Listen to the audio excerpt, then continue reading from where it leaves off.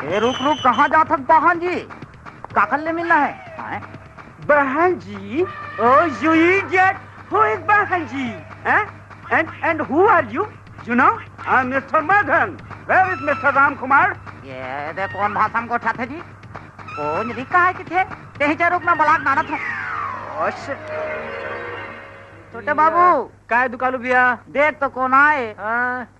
कौन है? अरे पता नहीं, पूरी आसन बाला पहिरे है और बोकरा आसन दाली घालो है और पता नहीं कौन भाषा में बढ़िया आसन गोठिया थे।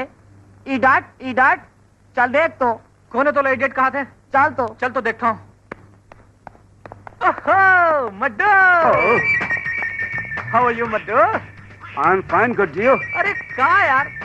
कहूँ सियान सावरत आदमी ने अंग्रेजी में गाली देता। अरे मैं कहाँ गाली दी हूँ यार? मैं तो इससे प्यार से बात कर रहा था। अब इसको अंग्रेजी नहीं आती तो व्हाट कैन आई डू? ऐसे दुकालू भैया, हाँ। ये तौर से प्यार से बात करिस ना। हाँ तो हूँ ये प्यार से बुलाना। ये बात है का? हाँ। अच्छा आइए इडट साहब, आइए इडट साहब। दुकालू भैया, ऐसे आप भी मड्डू भाई लोग कैसे बुलाते हो भाई?